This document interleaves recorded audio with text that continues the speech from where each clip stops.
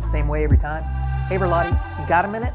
And then a super random question pops up from how did you get involved in the digital out-of-home advertising business to have you read any good books lately? I'm going to talk about that one today.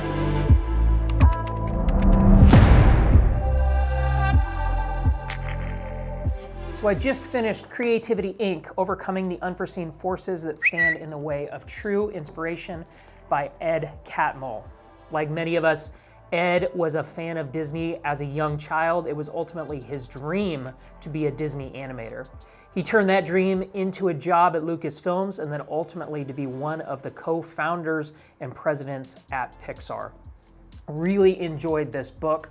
It was fun to see Ed's stories or hear Ed's stories about the early days of computer animation and how they were developing the technology at warp speed.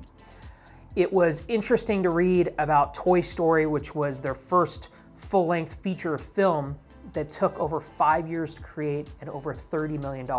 That movie ended up doing over $370 million in the box office and is one of their most successful movies to date.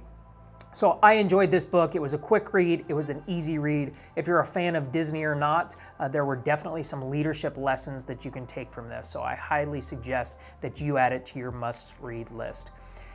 If you enjoyed this quick book review, there's others, and you can find them all at verlatti.com. All right, guys, talk to you next week. Bye. This has been a production of Traction Media Labs, where we celebrate the hustlers, the grinders, the go-getters, the men and women that make this country great.